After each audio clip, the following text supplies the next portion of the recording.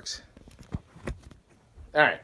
So my first question is, do you think the war on drugs goal of no drugs, no problem has been effective in stopping drug use in the U.S.? No. The war on drugs was premised, I think, initially on the notion that we could interdict the flow of narcotics at our borders.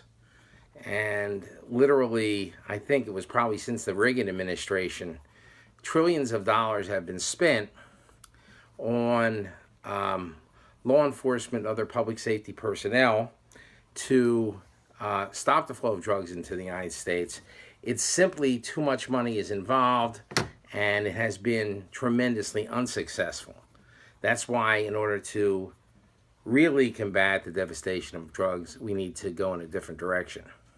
Now, what do you think that direction would be? Like social kind of things? Treatment. Yeah, treatment. A certain amount of people are going to take drugs. Drug addiction is a disease. And if you have the hereditary, you have the genetic predisposition to have the disease, and you try to turn the TV off. See if I got it. I don't think I do yet. Nope. If you have the genetic predisposition and behaviorally you are addicted to drugs, you are not, even the lack or the increase in price in drugs just means you have to commit more crimes in order to do drugs. The only thing that works is once a person is ready to recover, their treatment is successful in allowing people to recover. What are different treatment modalities? One, there's self-help groups, such as NA and NA and others.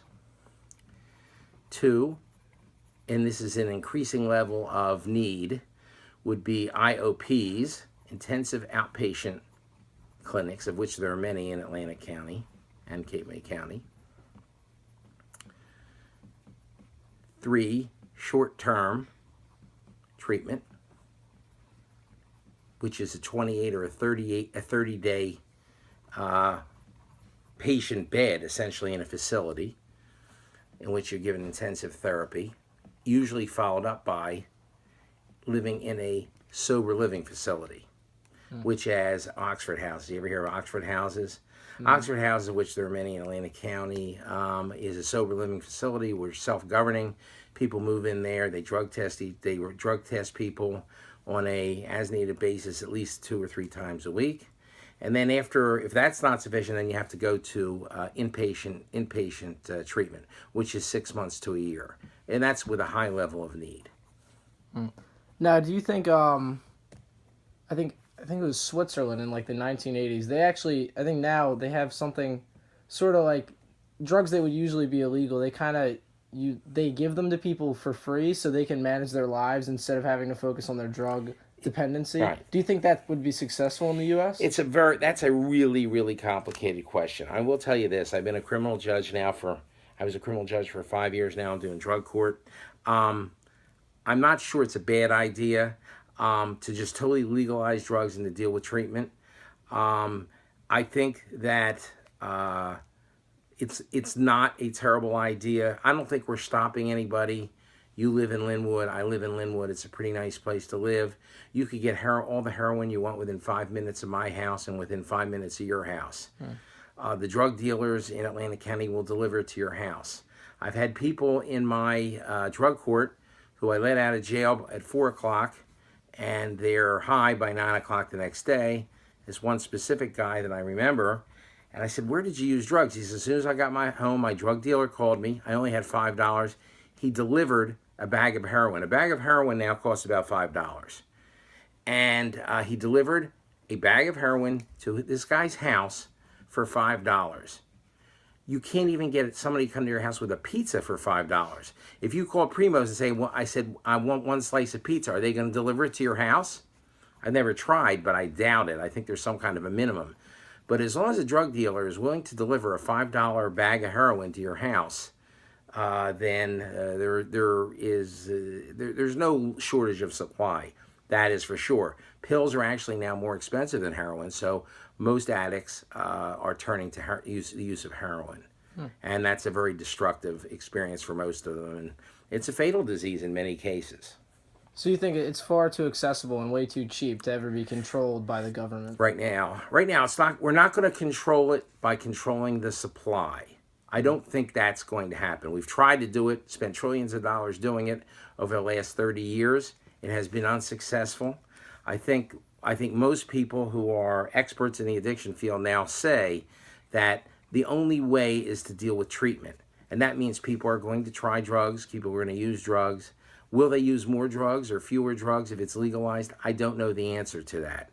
I think we can look at the places where marijuana is legalized, Colorado, and I think the state of Washington, and see what their experience is. We have to develop some kind of a knowledge-based database as to whether it's going to encourage people to actually use. I mean, there's a theory that it would actually discourage people to use if it were legal, and if you could go to a government clinic. The excitement of using heroin, the thrill, the feeling of being, an outlaw. Certainly, we can turn to prohibition as an example. Prohibition, which is in the 1920s when the alcohol sales were illegal, it certainly increased. It spiked the use of alcohol, and in fact, prohibition was thereafter ended. It was they passed an amendment to the United States Constitution to, I think it was the 18th Amendment, I'm not sure, to permit, to preclude the sale of alcohol in any state in the country. And then they had to repeal it because it was tremendously unsuccessful. I think to date, our experience is so terrible. There were 50,000 overdose deaths in 2016, more than car crashes and gun deaths combined. So it's a national tragedy. It's a disaster. I think we have to try a lot of things. What I do is I'm a judge in drug court. It's one of the answers, which is get people in. You don't punish them. You try treatment, and the state pays for treatment. One of the big bars to treatment, if you don't go through the criminal justice system, is how do you pay for it? A rehab, a bed in an inpatient rehab can cost $30,000 a month. That's a lot.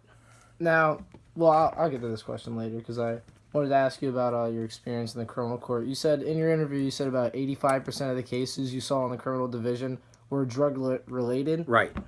And do you think the ban on drugs has led to an increase in drug-related crime? Oh, without question. Well, I think it would because now having drugs is a crime. But I think, violent crime and like stealing. Well, because stuff. you need money now to do drugs. You need to go raise money, and generally, you're not allowed. If you're addicted and you're, how many bags of heroin? Do you know how many bags of heroin a full-blown heroin addict can take a day?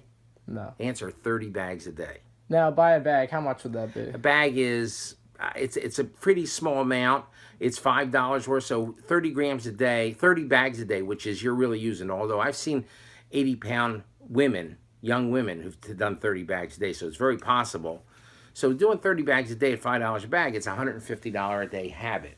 How are you going to raise a $150 a day if you can't work? Because if you're doing 30 bags of heroin a day, you certainly are not You're not working an 8-hour day.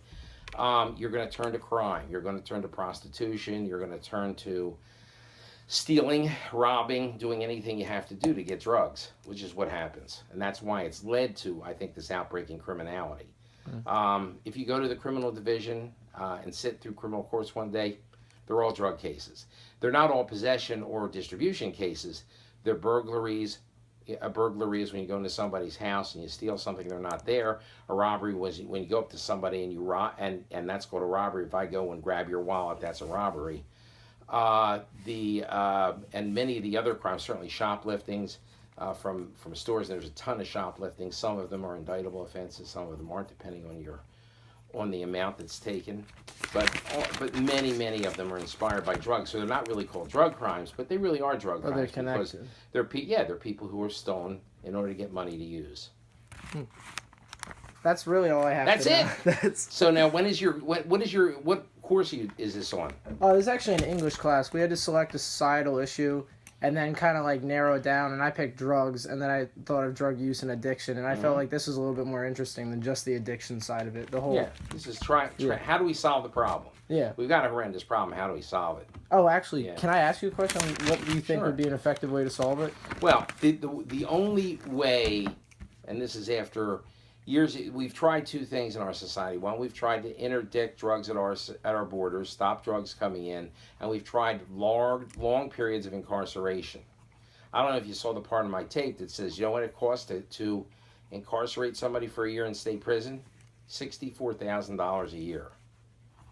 So, and drug court, which is one answer, costs $12,000 a year. So it is what we're doing now is the most expensive thing, and it's not working, because you keep somebody in prison for 2 or 3 years, they're going to come out, they're still addicted. Addiction, part of the addiction is the physiological craving, but a lot of it is your psychological and neurological mindset, which creates addiction. Do you think environments, like similar environments, can trigger addiction? Like if you've, I don't know, like done heroin in your house, if you return to that house after? Well, yeah, of course. There's what they call people, places, and things. If to recover, you have to get away from the people you've been doing drugs with. You can't go to the places that trigger drug use, and the things that you associate with drug use, so that they create the craving. So it's all about getting away from certain people, places, and things. So the in order to recover. Okay. All right. Thank you.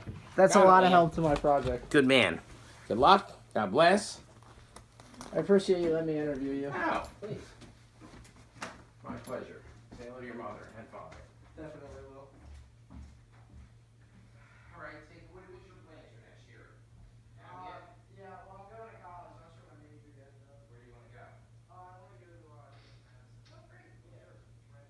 Real nice. All right, great school. Thank See you. you, man. Take care. Have a happy holiday.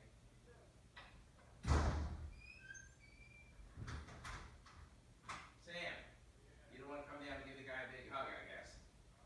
Did you know that guy? Liam Caney. Oh.